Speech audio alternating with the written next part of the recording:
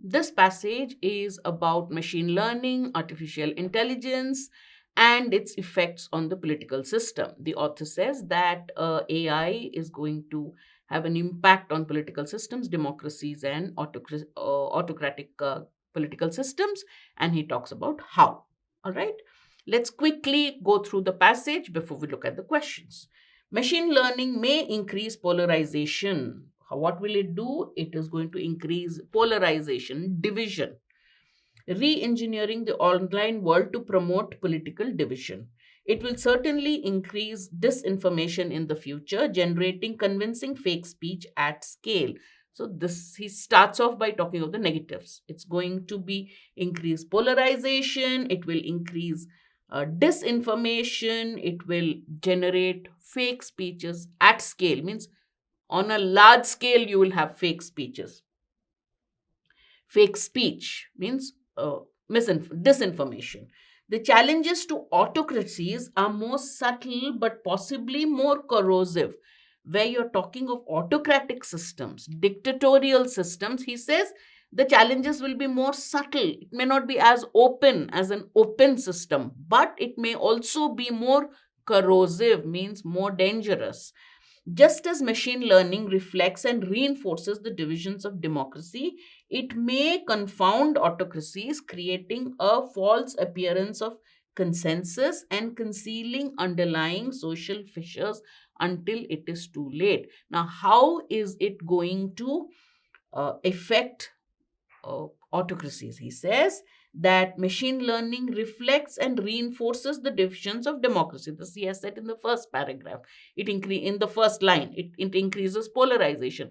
It does that in autocracies too, but it may confound means surprise autocracies. In what way? It may create a false appearance of consensus that the general public is all in agreement and harmony, and conceal, hide these social fissures, societal fissures, the cracks in the society. It will hide it until it is too late.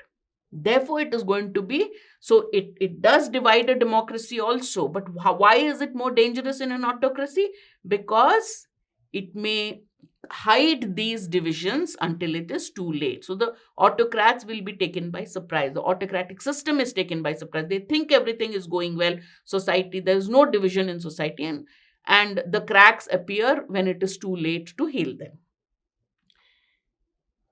Early pioneers of AI, including the political scientist Herbert Simon, realized that AI technology has more in common with markets, bureaucracies, and political institutions than with simple engineering applications. So he says this is a strange, unexpected fact. Like AI has more in common with markets, bureaucracies, and political institutions than with simple engineering applications. You would think AI has a lot of things in common with engineering applications, but Herbert Simon says it has more in common with markets and bureaucracies and political institutions.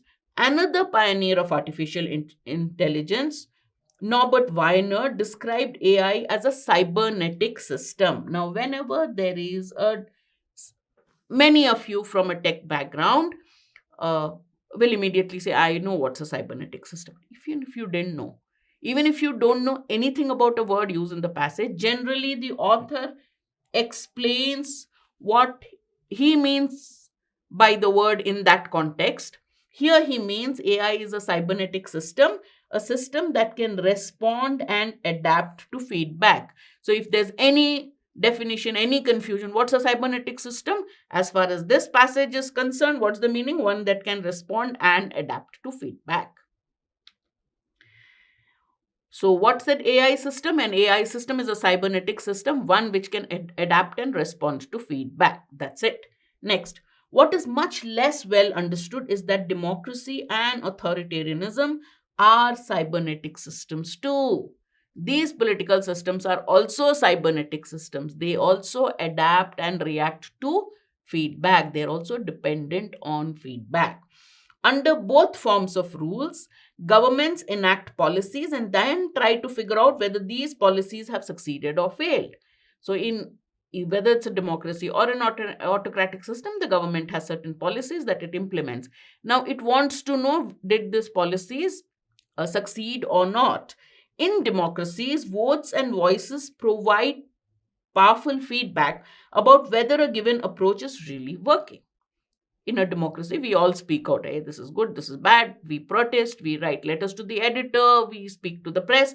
So we have forums in which we can articulate our objections, our support, whatever.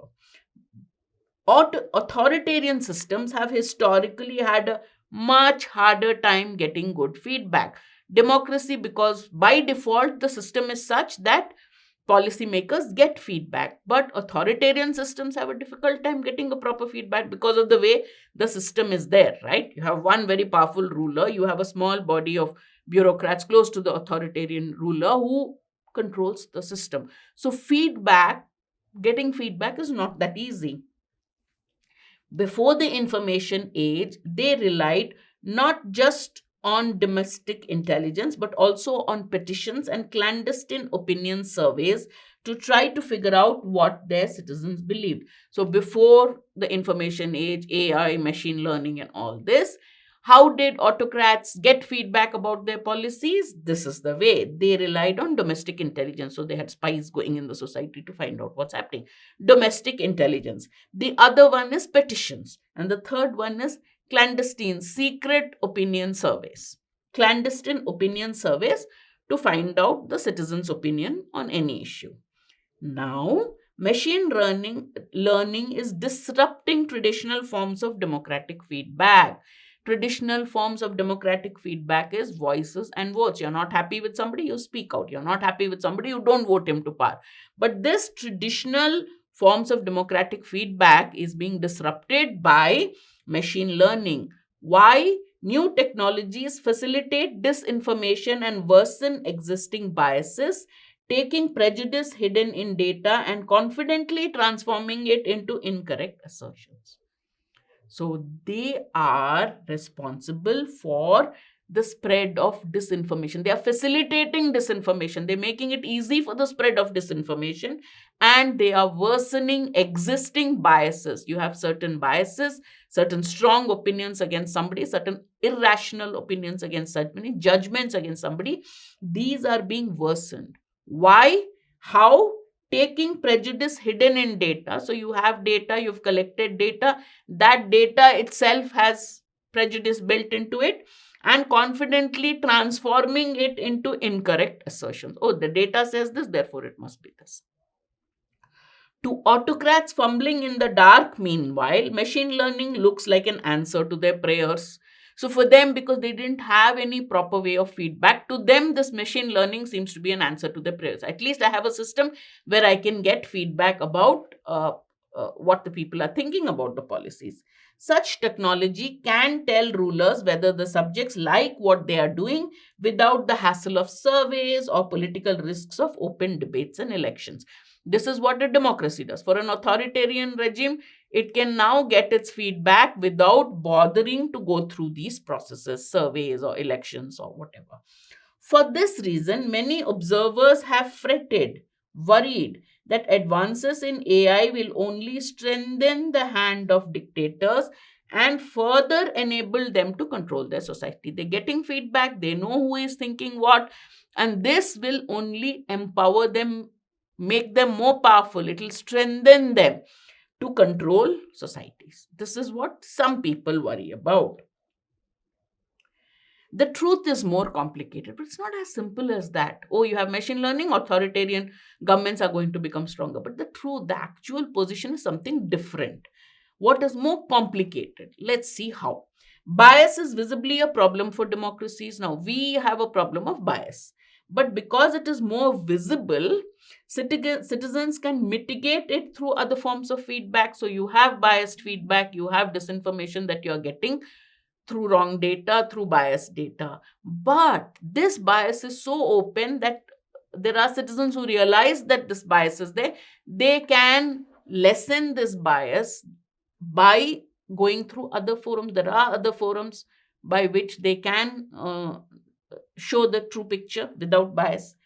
When, for example, and he's given a good example, When, for example, a racial group sees that hiring algorithms are based against them, they can protest, seek redress with some chance of success. They'll say, look, this algorithm is not right. They can protest, they can find a solution with some success.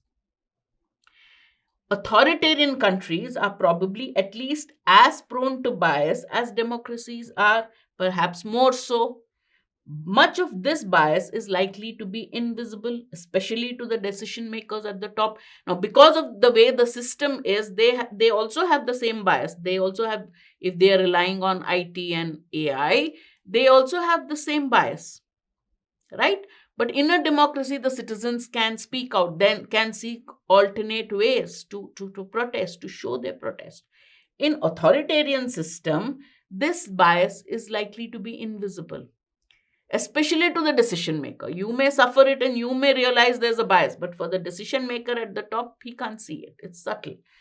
That makes it far more difficult to correct, even if the leaders can see that something needs correcting. They know something needs correcting, but because the bias is invisible, because the decision makers at the top cannot know what is the situation, uh, this becomes very difficult. Even if they know something is wrong, they cannot correct it. It makes it more difficult to correct. Contrary to conventional wisdom, AI can seriously undermine autocratic regimes by reinforcing their own ideologies and fantasies at the expense of a finer understanding of the real world. Now, in the second paragraph or so, he said how some people worry that AI and the information age can actually empower and strengthen an autocratic system and lead to more control of societies. That is conventional wisdom. He says, contrary to conventional wisdom, AI can seriously undermine, it can seriously weaken autocratic regimes. And how is it going to do that? It's going to reinforce their own ideologies and fantasies, but at the expense of what is happening in the real world. So you are here, you're reinforcing your own ideologies, your own theories, but you do not understand what's happening in the real world. Democratic countries may discover that when it comes to AI, the key challenge of the 21st century is not winning the battle for technological dominance. Who is technologically superior and dominant in society? That is not going to be a problem for democracies, at least not so much as the next line. Instead, they will have to contend with authoritarian countries that find themselves in the throes of an AI fueled spiral of delusion.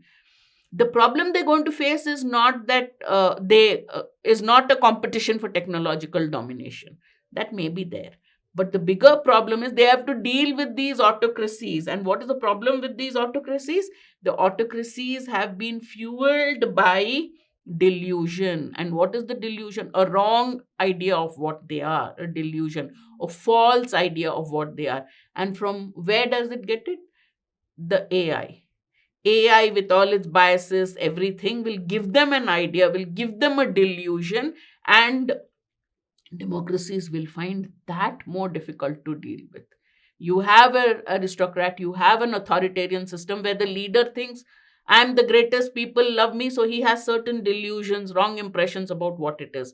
My country is the greatest, the people like it, people support this war that I'm conducting against somebody, whatever.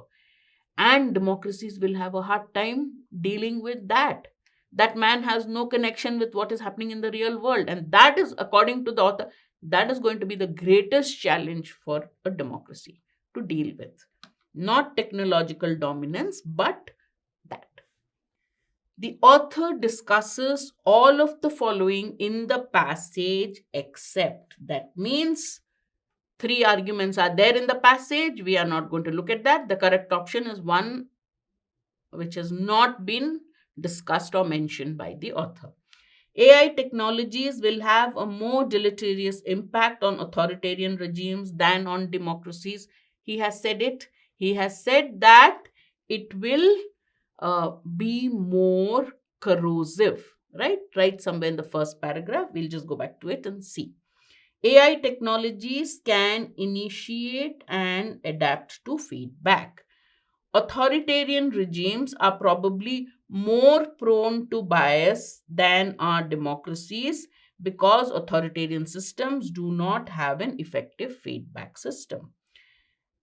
More prone, traditional wisdom has concluded that AI will strengthen authoritarian regimes. We traditional systems, uh, conventional wisdom. Somewhere author has mentioned it. Let's go back to the first one. AI technologies will have a more deleterious impact on authoritarian regimes than on democracies. The very first paragraph, machine learning may increase polarization. That's the first of the threats. Second, the challenges to autocracies are more subtle but possibly more corrosive. What does that mean? The challenges posed by AI to autocracies are more corrosive, more dangerous, more harmful than they are to democracies. So, option one is correct. Therefore, it is not our answer. This is correct, has been mentioned. We want to look at an argument that has not been mentioned. AI technologies can initiate and adapt feedback. He says AI technologies are cybernetic, political systems are also cybernetic. And what does a cybernetic system mean? Let's go back to the passage and find out. An AI is a cybernetic system. It can respond and adapt to feedback. That is what an AI system is. What does our answer option say? Initiate feedback. Therefore, that's the wrong answer. Author hasn't mentioned anything about initiating feedback. Therefore, which one is our correct answer? B. B has not been mentioned by the author. He does not say AI technologies can initiate feedback. They can respond and adapt to feedback. Therefore, this is my answer. The author has not made this argument. So, B is my correct answer. C and D have been mentioned. Yes, authoritarian regimes are more prone to bias than democracies because they don't have an effective feedback system. And conventional wisdom has concluded that AI will strengthen the hands of authoritarians further.